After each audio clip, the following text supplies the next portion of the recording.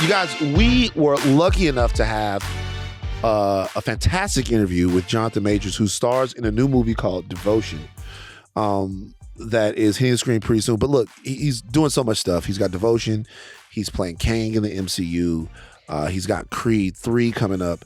Yeah. The guy's just everywhere. One of the fastest rising stars in Hollywood. And we got him on Higher Learning, man. It was fantastic. Dallas' own. Dallas' own. Gotta put that out there. Dallas' own. DF Dubs.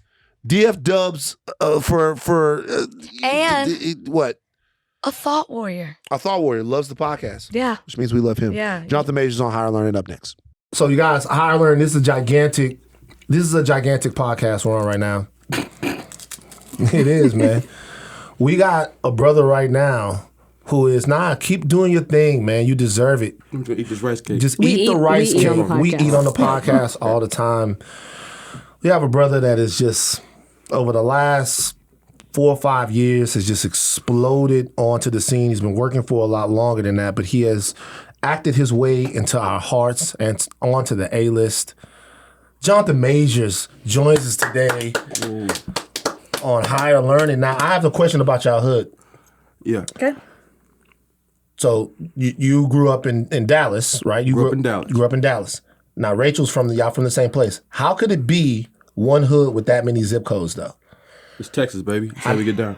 Well, I'm saying that isn't that kind of more like its own town? I mean, Well, that's like that's 9 zip codes in one hood, bro. So it's like, what is it? It's Oak Cliff with South Dallas. South Dallas, right? Oak Cliff. That's like it's just a spot. Yeah. It's huge. There's parts of the Soto where you'd be like, there's parts of Duncanville you'd be like, Cedar Hill, kind of, you know. But Oak Cliff is Oak Cliff. Yeah. What was it like growing up in Oak Cliff? Let me be clear. My stepdaddy lived in Oak Cliff, off Keys. I got kicked out of a few schools. So I went to Duncanville. No, I went to Cedar Hill first. Got kicked out of Cedar Hill, went to Duncanville. And then lived with my stepdaddy off Keys Boulevard. These crazy ass. Can you curse? Yes, you can. I've heard you. Definitely can. I've heard you. I've heard you. Yeah, right off Keys Boulevard. It's the bomb, bro. I mean, honestly, when I was there, and we can be honest, it's tough. You know what I mean? Right now they got like coffee shops and all types of stuff. We got hit. It got gentrified. You know, Oak Cliff, Cedar Hill, Duncanville, Midlothian.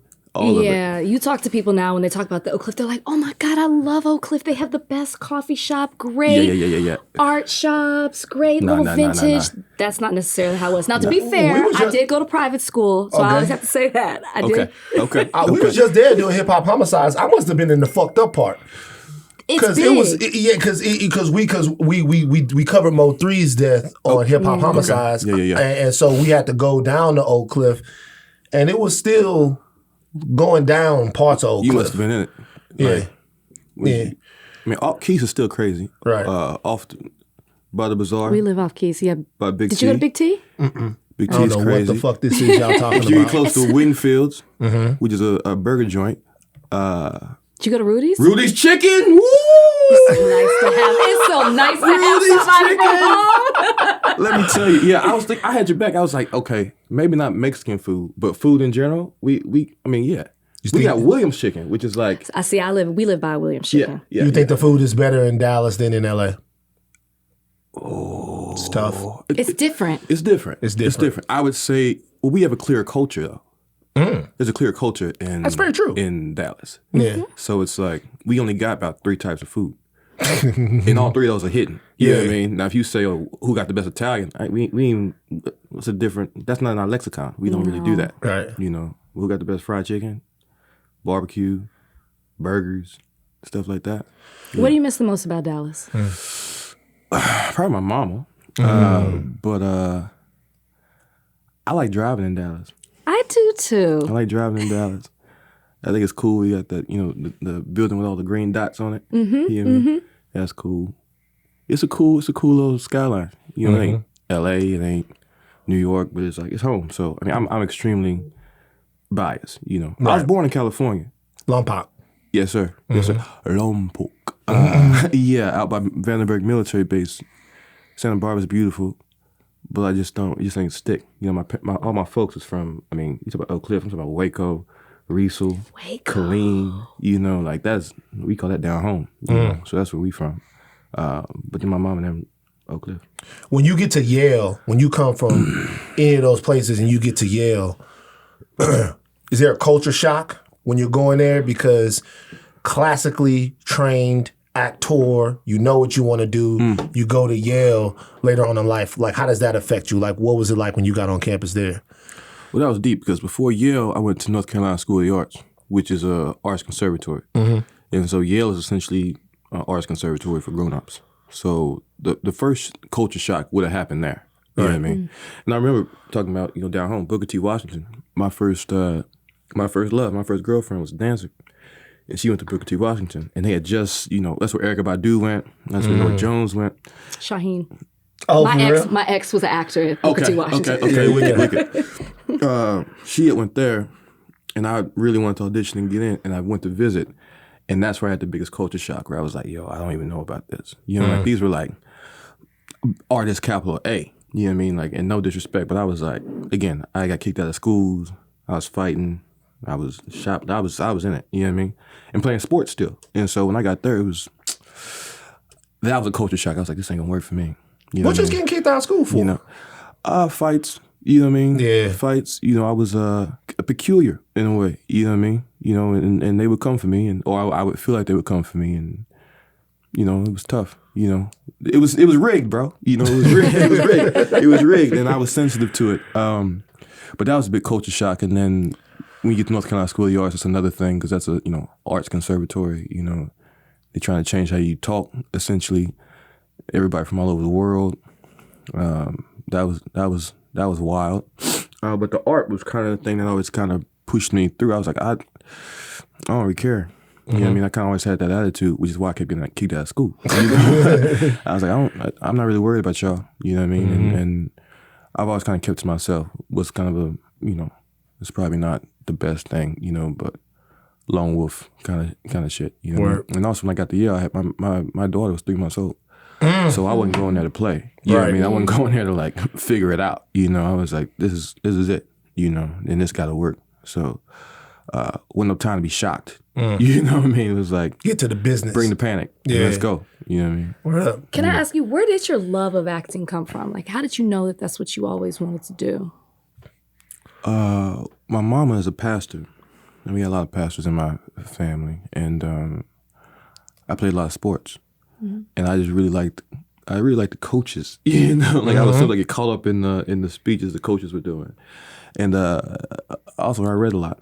You know, of course you do as a church boy. You know, memorize them verses, sing them songs. You know, expression is a big part of, you know, Black culture, especially Southern Black culture. You know, we are orators, you know, in a way. And so I listened to my granddaddy talk, and I just like that. You know, it's funny because it's not like, oh, I saw this film. It was like, oh, man, I want to do that. It was like, we weren't watching movies. You know what I mean? We were going to church. We was reading books. And I was, you know, either getting my ass beat or trying to get back at somebody. You know what I mean? So, or running around the farm, you know?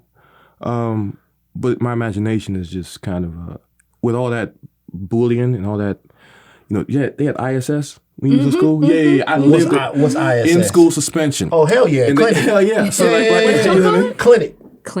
Get a clinic. Clinic, yeah. So before I was expelled from a school, I would be in ISS for a good period of time. Yeah. And as you know, in ISS or clinic, you just kind of sit in a portable, you know, and then you're in a little cubicle by yourself, you know, and you just there with your imagination and these 3 blank walls in front of you. And I read Top Dog Underdog. You know that play? Of course. Yeah, my boy, my homie, let's be clear, my homie and then my friend or a colleague are doing it right now on Broadway. You go see it. Yeah. With a Yaley. He was there for my audition. Great brother. Congratulations, bro. And then Corey Hawkins, who was at J-Town, which we call Juilliard. What y'all call Juilliard? J-Town. Yeah, I don't know if they call it, but we definitely call it that. Yeah. We can nigga anything. You know what I mean? Yeah, you know what I'm saying? Like, oh, you at J-Town? Wait, yo, were you J-Town? We go to J-Town? Okay. Yeah. Well, that's Juilliard. And Mackie went there, and like Mackie went there. Yeah, like a lot of people, y'all go there. J-Town, yeah. Miles Davis, like all the homies. Yeah, you know what I mean, the homies. Yeah. But shit, what were we saying? You were talking about Top Dog, Underdog. Oh yeah, I read Top Dog, Underdog, and I'm like, okay, that's kind of cool. You know, Susan Laurie Parks, Pulitzer Prize winning play. And I remember reading that, and I just memorized it.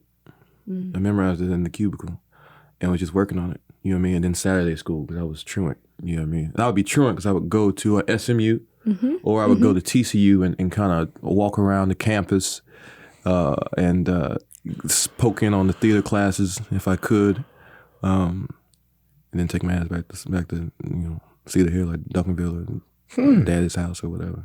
Yeah. So this was a deep love once you got into it. At what age would you say that you knew that this is what you had to be doing? Probably about 14. Okay. 14.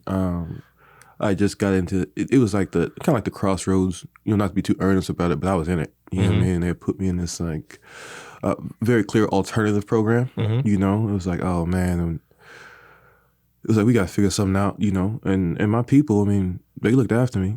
I wasn't doing nothing crazy. I just was doing, bad shit. Like don't do that. You know. I think what got me that time was it was around Christmas time, and I shoplifted from Kohl's all my family's Christmas gifts, and got busted.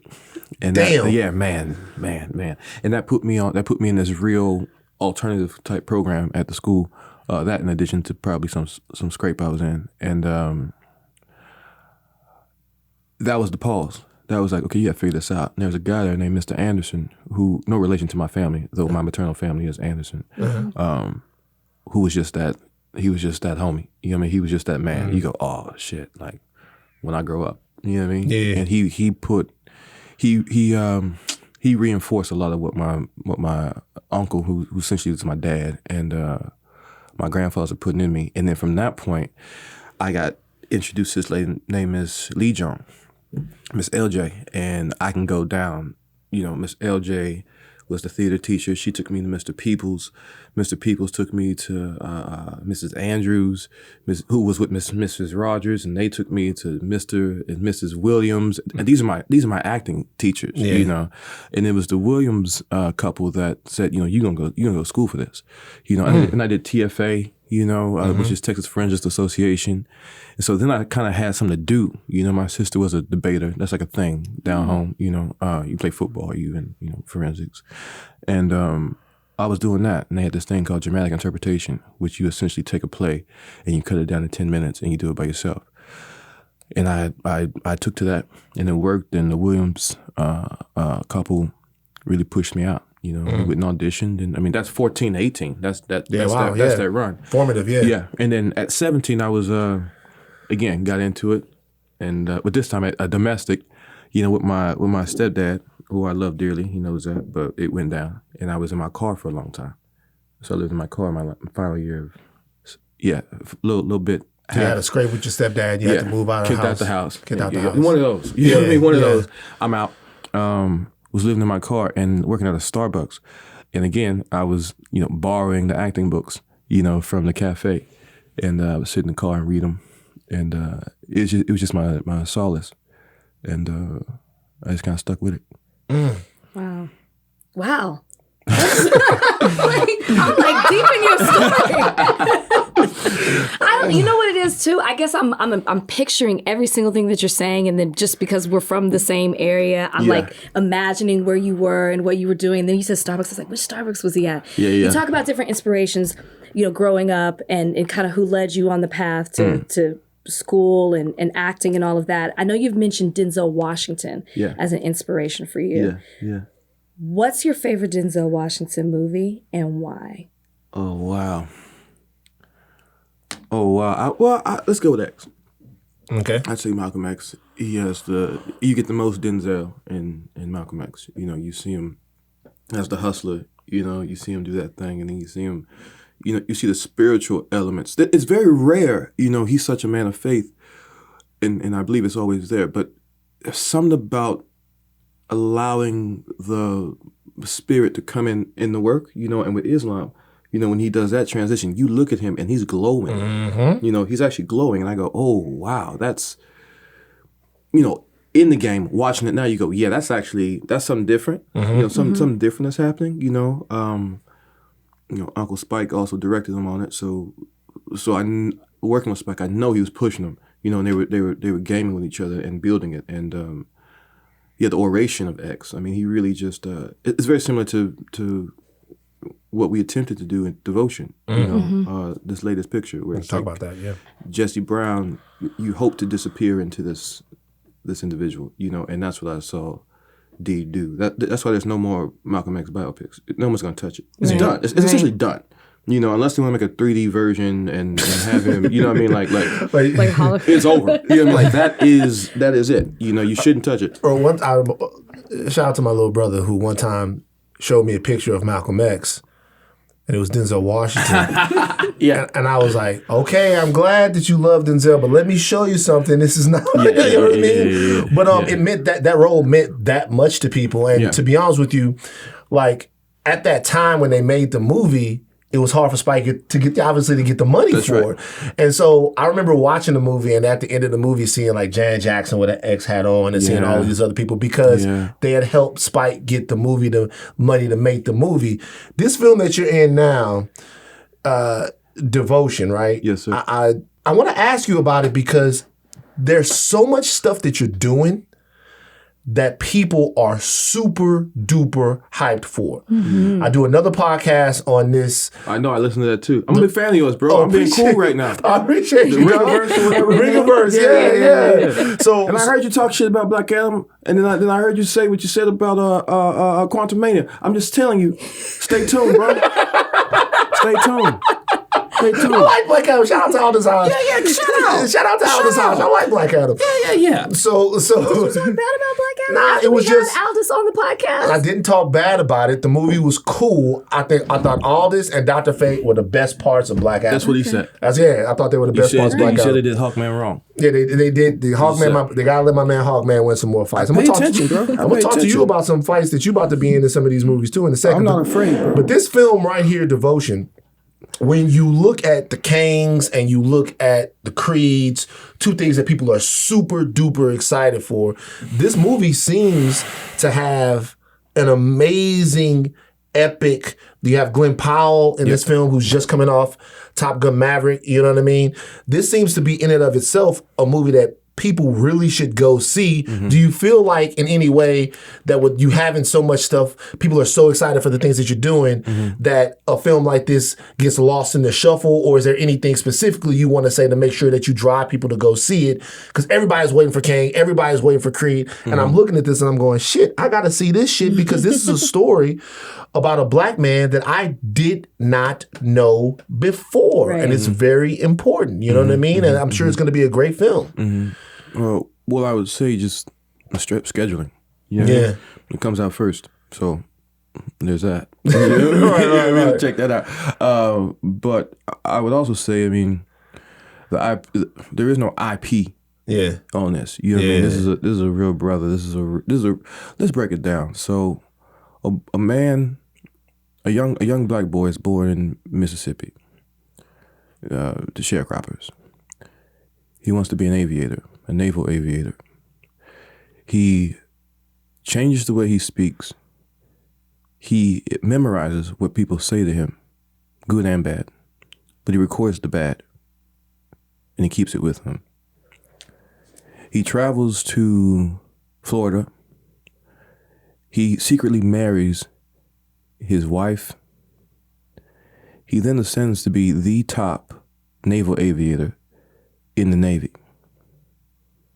He does all this by the time he's 23 years old. Shit. That's a superhero. That should be enough for y'all to see it. Absolutely. You know what I mean? Yeah. And this is, I mean, very much like Brother Washington, you know, this is the handshake. You know what I mean? Don't miss it. You know, this is the handshake. This is the first time you're going to meet him, you know, and we did our best to keep this truthful, to make it as truthful and as honest as possible and as powerful. You know, when you meet this guy, you go, yeah, he is a superhero.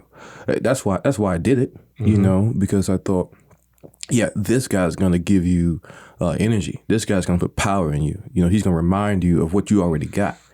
You know, because you don't really got a cape. You know, you can't really fly.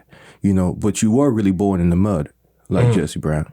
You know, and you really can, you know, ascend to heights that your social status or, you know, the fucked up patriarchy that we live in, try to hold you back from. You can't do that. That's the story of Jesse Brown. That's why I see it. That's why I did it. Yeah. What was the process? Glenn's from Texas, by the way. Glenn is from Texas. Glenn's a friend. He's from Texas. My sister lives in Louisiana, by the way. Where does she live? She's back in New Orleans now. Okay. But she did all her education there. She went to Xavier, LSU. Hell yeah. Okay. Yeah. LSU. And Tulane. She went to all them schools. LSU. We'll talk about that. We're going to talk about LSU. We're not going to talk and about how we LSU. fucking get busy on the football field later on. Texas won this weekend, too. Yeah. But I love that. I love it when y'all do that. Yeah. Talk about the way Glenn wanted you for this. He's EPing this. Yeah. He sat down with you. Y'all had a different type of meetup as far as him pitching this to you. Yeah. And he's particularly wanted you for this role. Can you talk about that? The where? Yeah, the where. So New York City, probably a year ago, it's maybe 35 degrees outside. We're in the lower East Village at the Russian Turkish baths. Which is one of my favorite places on the planet. Been going there since I was probably 20 years old. And I get a phone call maybe 3 days earlier saying, hey, you know, Glenn Powell, you know, wants to meet with you. He is EPing and he plays Tom Huttner, you know, which is essentially the co-star, you know, of the piece. He wants to meet with you. I say, okay, cool. But I'm doing this on this day. And he should just come meet me here. And they go, what, really? At the Russian Turkish baths? Now, the Russian Turkish baths are a New York staple, but they are extremely like New York. Like it's not fancy, but people are naked. It's hot, you know. It's hot, you know. It's not glamorous, you know. It's not the Four Seasons. It's not none of that. It's just like this is what it looks like. You're gonna get beat by stuff if you want. There's a room that we call the hell room. It's dark. It's about as big as this studio. There's a fucking lava pit over there. There's big buckets. It's hell. That's some real John Wick. Love it. Though. You know what I'm saying? Like, love it. You know what I mean? Like Eastern Promises type shit. You know what I mean? Like it's rounders. And so you get our beautiful friend and colleague and brother, you know, Glenn Powell walking down the street. And they go, yeah, man, this is it. We walk in. It's essentially in a brownstone. Right. You walk in. You been? No. Okay. You walk in. And he's just cool. Have you met Glenn? Most beautiful spirit in the world. You know what I mean? Like piercing blue eyes, big ass smile, Texas, just like good old boy. You know, but the good old boy. Right. Yeah. I got you. So we in there, and he's trying to pitch me on this film, and literally I'm watching this man melt. I'm watching him just, and I'm sitting there like, you good? Yeah. He's like, I'm good. And he's telling me the story of these two men who essentially, you know, they're fated, you know, these guys, Jesse and Tom, and they go through the fire together, and they essentially have legacies because of each other. You know, they are the foils of each other, and the heroic things that Jesse does and Tom does, but Jesse's thrust into history was propelled by and then carried on by Tom Huttner, you know what I mean? Which led to the film and all this, blah, blah, blah. And so we're sitting there and it's going down and this boy is dying and he's pitching me and I just look at him and I go, I think we're gonna make this movie, man. You know what I mean? He says, okay, cool. And he gets up and runs out. He's like, I'm done. Yeah. But yeah, I mean, that's how it started. And November 23rd is when it's gonna, all right. So it's interesting. You guys make the movie, and then in the midst of the movie, Glenn Powell really has his moment. You know what I mean? Like Top Gun Maverick. Well, you know, you go watch Top Gun Maverick. My man Jay is in Top Gun Maverick, and I'm gonna be honest with you, bro. I wasn't expecting that shit to be that good, bro. I thought it was gonna be cool, but like he jumps off the screen in a different way, like Glenn Powell. Like he jump like you look at that guy and you go, "There's a fucking movie star."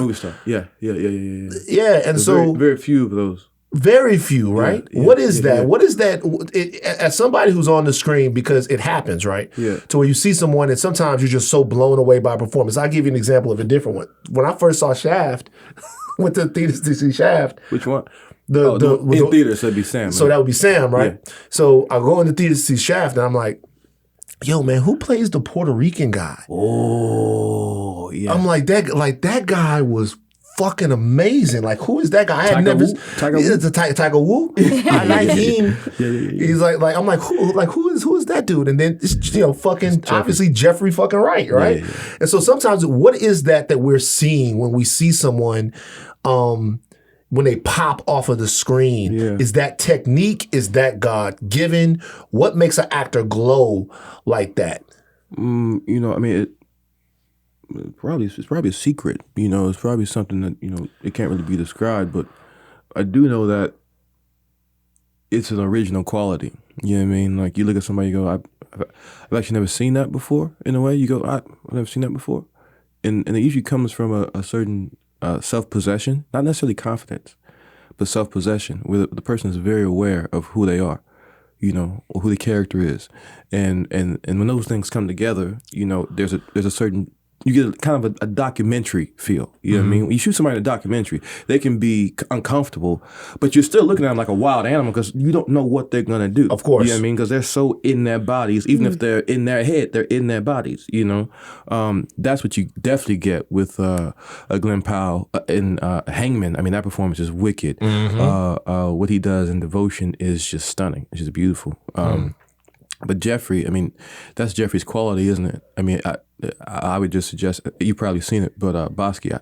Yeah, I actually went back and saw that. It's a wrap. You know what I mean? Talk about inspiration. Yeah. That film was like, okay, yeah, it's on. Right. You know what I mean? It's on. You see a black man move like that, on that level, you're like, oh, it's on. There's no barriers here, And also there's a little bit of fuck you in a movie star, quote unquote. You know what I mean? There's a little bit of like, I'm doing it like this. You know what I mean? And like, I'm doing it in private and you're just gonna shoot it. You know what I mean? There's a certain, there's a lot of metal, and sometimes I can shoot you in the foot, but that's why they say, oh, they're difficult. It's like, no, not difficult. They just have a very clear point of view on something, I also think there's a certain preparation. I know that for a fact with Glenn. He's preparing his ass off, So you got it, But there's a magic quality, I think, overall. You feel like you have it? Bro, I don't watch them. You know what I mean?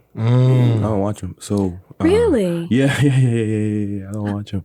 So I just. You don't watch your own movies? Yeah. Yeah. Yeah. So wait a minute. Nothing. So hold on for a second. So I'll ask you this about you not watching your own movies. So we're watching you as He Who Remains, and we're marveling at it. We're like, Jesus Christ, he's nailing this, right? At the end of like, blah, blah, blah. You've never seen that performance on screen? I've seen the ADR.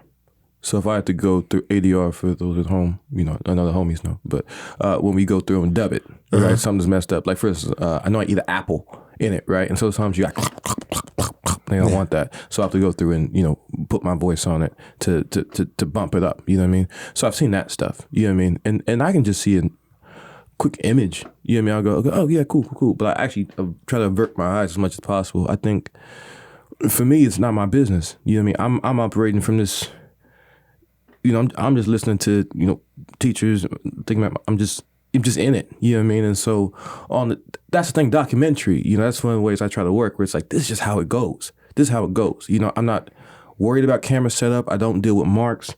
I wear my costume all the time. Like you're just capturing what I'm doing now. You know what I mean? And it's not precious what you get, but the process of doing it is quite, I'm quite invested in that. And I told my directors, like, this is all I get. You know what I mean?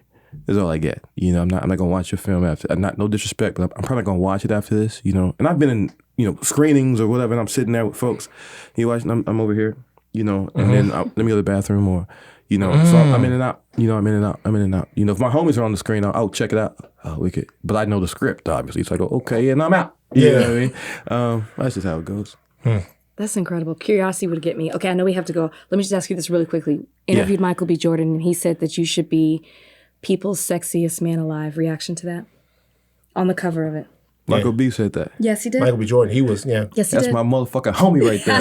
You know what I mean? That's what he said. That's my brother. He said normally he wouldn't have an answer for that, but it should be you.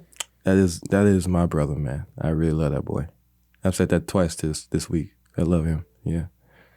Was that going through your mind with the men's fitness health thing? You thinking, I'm really about to fuck these women's heads up? What do you do? Last question. Yeah. When you in a sexy man, I never been in a sexy man shoot. That's not my. But you did some real sexy man shit and had everybody running scared. Was you thinking when you was doing your thing, you was like, I'm about to fuck them up right now? Were you thinking that? Like, what goes through your mind then? That was a little Team Texas. I was just thinking, do my best. Men's health, show them. You know what I mean? Show them. There was a little. Good. There should have been. Yeah. There was a little aggression. I won't stunt. But yeah. All right, you guys. The Devotion is the movie. It comes out November 23rd. I am looking forward to seeing this. I'm looking forward to Quantum Mania. I'm looking forward to see if, you whoop Michael ass or if Michael whoop your ass in Creed 3. I'm just looking forward to everything you got coming, man. You've been killing it. You're an amazing actor, and we're happy to have you. Thank you for joining us today on High. God bless y'all. And y'all be doing the shit. I mean, I listen every day. So I'm like, 2 this week? Oh, hell yeah. You know what I mean? Thank you. I appreciate y'all. That. I appreciate you. So intelligent and so beautiful. Thank you so much. Thank you.